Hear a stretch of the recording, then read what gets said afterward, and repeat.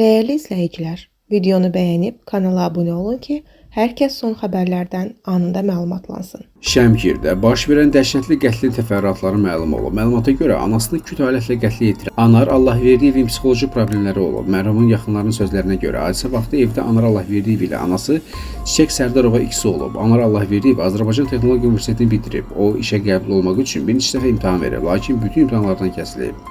Yaxınları onunla qeyd ediblər ki, Anar Allahverdiyev bir müddət əvvəl yenidə imtahan verib. Elə bu imtahandan da keçə bilməyib. Bundan sonra 33 yaşlı Anar özünə qapanıb. Mərhumun atası Natiq Allahverdiyev bildirib ki, hadisə baş verən vaxtı oğlu ilə həyat yoldaşı evdə tək olub. Natiq Allahverdiyevin sözlərinə görə anası həmişə oğluna deyirmiş ki, anana köməklik et.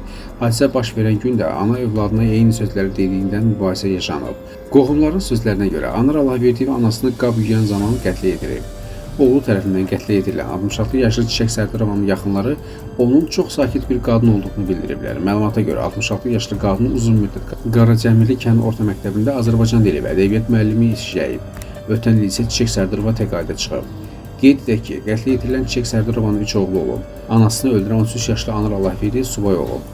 O ruhi xəstəlikdən əziyyət çəkilmiş.